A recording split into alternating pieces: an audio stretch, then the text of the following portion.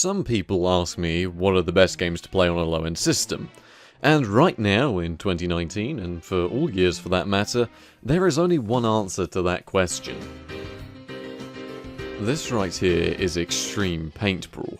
Probably one of the best games of the last 2 decades, and dead simple to run in the same sense that if your PC can actually display a BIOS, then it can probably boot up this absolute masterpiece of a title, recommending a Pentium 90 with 16MB of RAM and any old GPU that can display Super VGA, because let me tell you, the graphics are exactly that. You don't need all too much in the way of specs to get this extreme experience, but the developers really cared about making sure the game was accessible to whoever wanted to play it, despite the fact that it released in 1998 in most of the world and 1999 in the UK for some reason. It recommends for Windows 95 to be used, but that's because the developers had our real intentions at heart and wanted to make sure that those with an older PC could get to experience this majestic piece of art that is actually a game. Now, as many of you have noticed, I'm a huge Paint Brawl fan, and I've gone out of my way to acquire the very rare big box version which boasts, and I quote, 8, yes that's right, 8 paintball markers, and get this, 5 unique battlefields. Now, I'm not one to shit on the game industry, but you don't exactly see Call of Duty pumping out maps like that in a base pack anymore.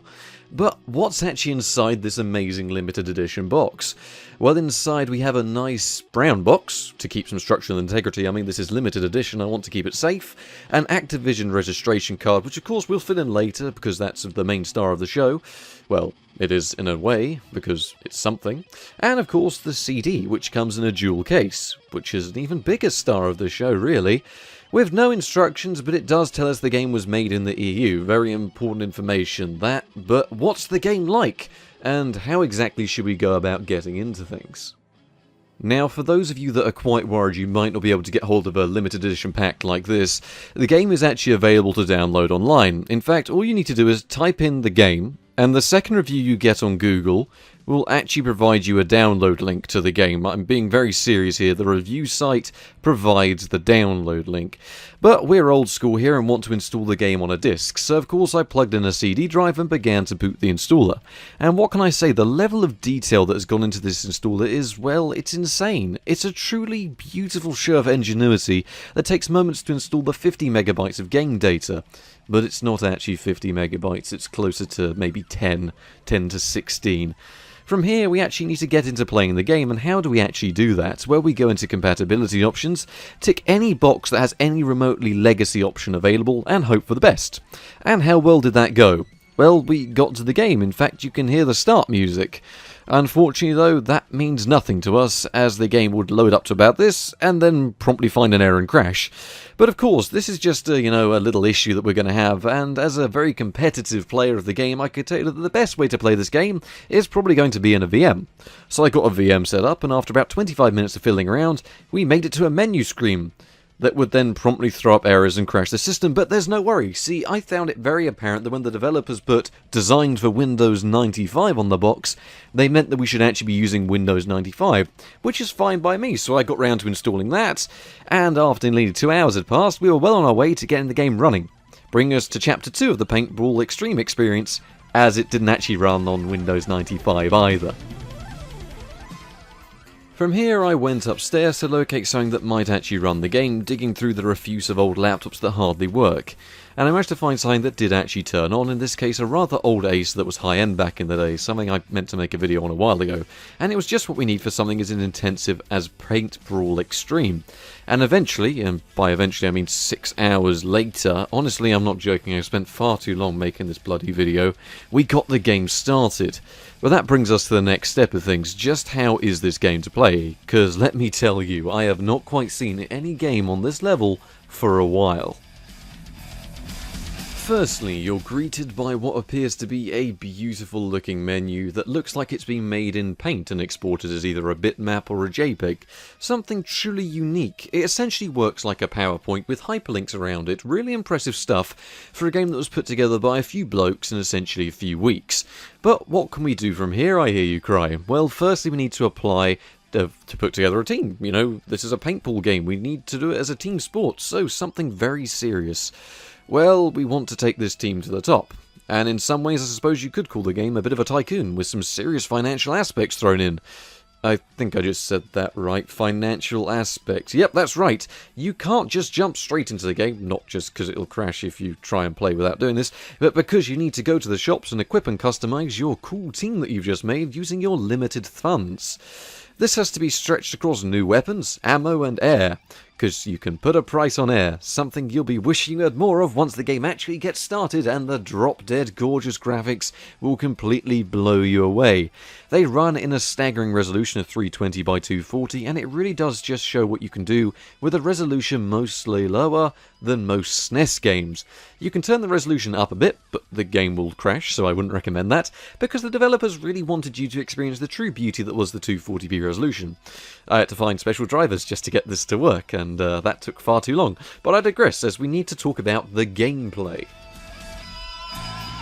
The gameplay of this game is truly revolutionary, with the game using essentially tank controls, which I suppose goes along with their theme of being a family-friendly shooter. I mean, that's what they advertise themselves as the first as. I mean, not many people claim that they are the first people to be a family-friendly shooter, but when you haven't got much else going for you, that's kind of what you do.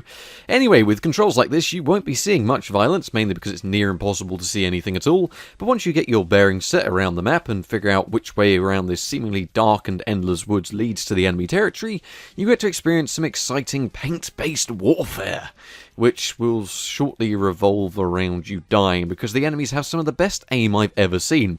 And given the beautiful AI, I don't think they're cheating, and that's all completely fair to me. It wasn't long before they decimated my completely professional team that were really trying their hardest with their combined knowledge of a gone-off potato, but I still believed in them, and we lost horribly, and that was the end of their career. But that's the gameplay for you, and that's the combat. What actually I'm wondering about next is, the music, the soundtrack, which is what we've been listening to.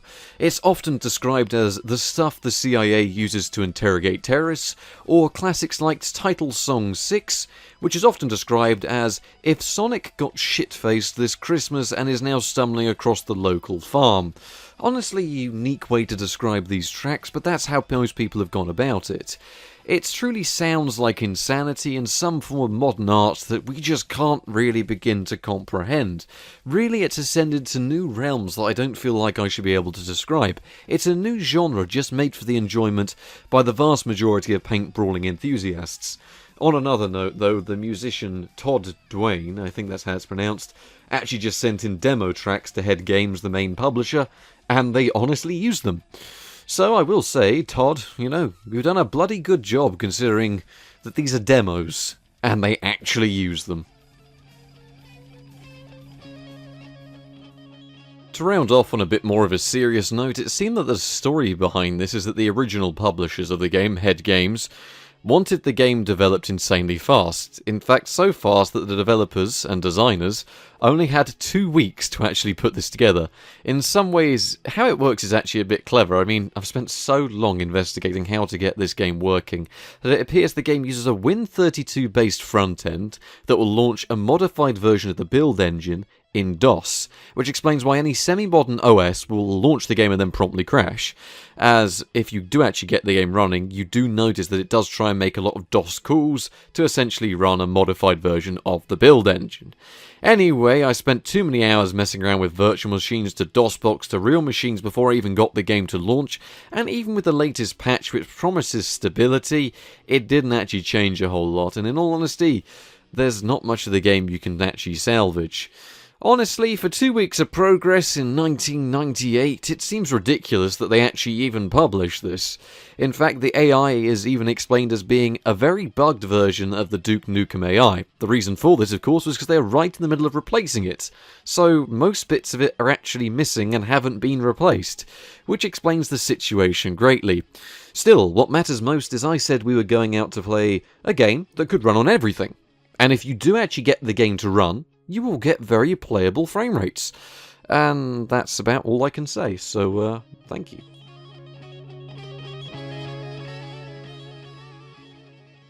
So in conclusion once again, Happy April 1st, everyone. I hope you've all appreciated this video that I threw together on the day myself. Because I wanted to cover something a tad stupid, but also, you know, it's not going to live up to my Pan video last year, as that took a while to make. But anyway, you know, I wanted to make something, you know, interesting. This certainly turned into a larger project than I thought. I thought it was going to be about a 2-3 minute long video, but I spent from about 8 o'clock in the morning to about whenever this video actually goes live making this.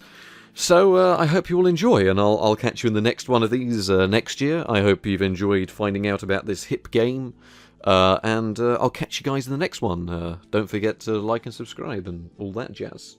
See you later, fellas.